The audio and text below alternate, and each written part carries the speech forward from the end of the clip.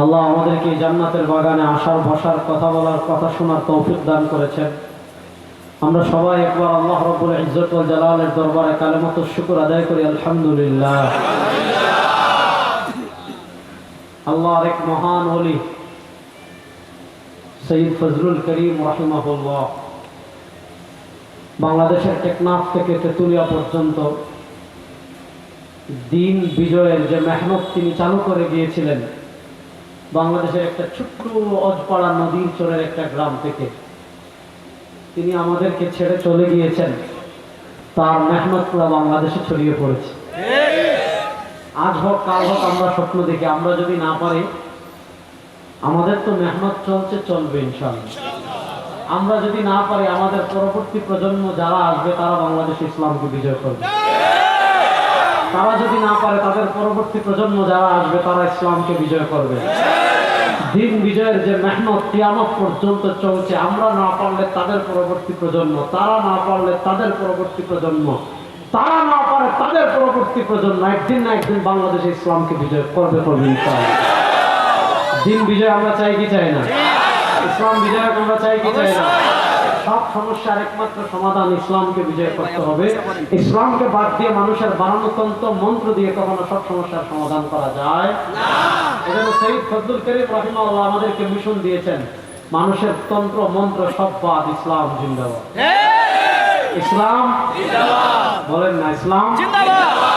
যাক, আজকে আমি যে টপিকের উপর কথা বলবো, সে টপিকে যাওয়ার আগে এখানে হালকায় জিকির একটা শব্দ ব্যবহার করা হয়েছে। হালকায় জিকির সম্পর্কে আমি একটা হাদিস পেশ করব, তারপর সামনে আগাবো। মুসলিম বিশ্বের একজন প্রখ্যাত হাদিস বিশারদ ছিলেন হাকিম আবু আব্দুল্লাহ নিশাপুরী রহমতুল্লাহ আলাইহি। 405 হিজরিতে তিনি ইন্তেকাল করেছেন।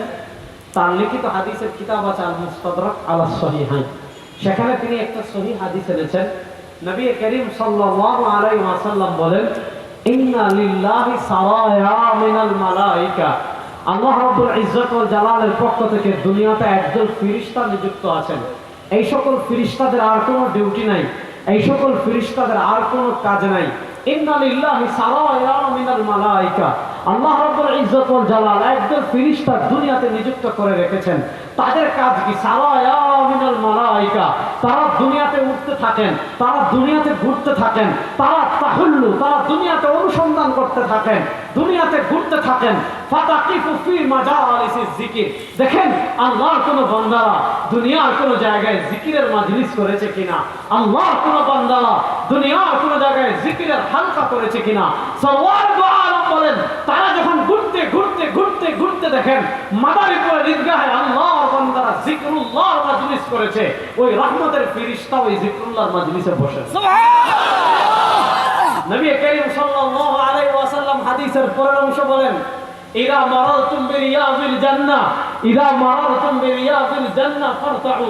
সরওয়ার দু আলম সাল্লাল্লাহু আলাইহি ওয়াসাল্লাম বলেন, আমার উম্মতেরা শোনো, দুনিয়াতে তুমি ঘর থেকে যাওয়ার পথে, আসার পথে, চলার পথে, হাঁটার পথে, মাদারীপুর যাওয়ার পথে, ঢাকায় যাওয়ার পথে, ঢাকা থেকে আসার পথে, মাদারীপুর থেকে আসার পথে, শরীয়তপুর থেকে আসার পথে, বরিশাল থেকে আসার পথে, দুনিয়াতে তোমার চলার পথে, হাঁটার পথে, আসার পথে, যাওয়ার পথে, সরওয়ার দু আলম সাল্লাল্লাহু আলাইহি ওয়াসাল্লাম বলেন, ইযা মারাতুম বিরিয়াযিল জান্নাহ, যদি তুমি দেখো কোনো জায়গায় জান্নাতের বাগান সাজানো, ফারতাউ, তাহলে জান্নাতের বাগানে কিছুক্ষণ থামবে।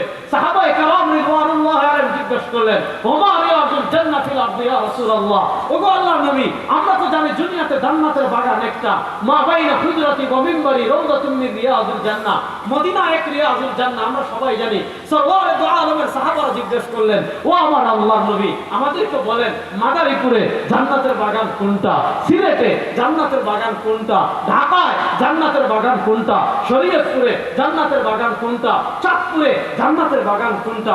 ওমা রিয়াযুল জান্নাহ ফিল আরদি ইয়া রাসূলুল্লাহ, ওগো আল্লাহর নবী, দুনিয়াতে আবার জান্নাতের বাগান কোনটা?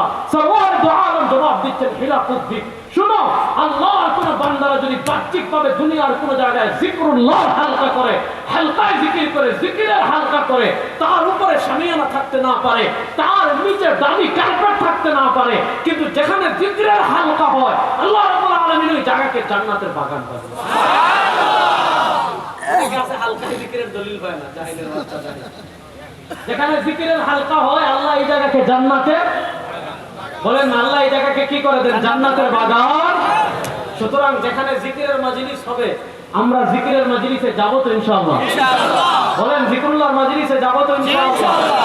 জিকির করা মানে অন্তরকে ধার করা, যার অন্তর ধার যত হবে ইসলামের জন্য আল্লাহ তাকে তত বেশি কবুল করবে। আচ্ছা যাক, আমি আজকে তাসাউফের টপিকের উপর কথা বলবো না, আজকে জিকিরের টপিকের উপর কথা বলবো না।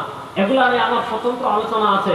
যারা সন্দেহ করেন, ইমাম জালালউদ্দিন সুয়ুতী রাহিমাহুল্লাহর কিতাব আছে নাতিজাতুল ফিকহ ফি মাসআলাতিল জাহরি বিযিকর, আব্দুল হাই লাখনবী রাহিমাহুল্লাহর কিতাব আছে সিবাহাতুল ফিকহ ফি মাসআলাতিল জাহরি বিযিকর। এগুলা ইখতিলাফ শুরু 100 বছর আগে, 400-500 বছর আগে ইমামগণ সমাধান করে দিয়ে গেছেন। সুতরাং এগুলা নিয়ে বিতর্ক করার কিচ্ছু, বিতর্ক করার প্রয়োজন হলে আমাদের সাথে আসবেন।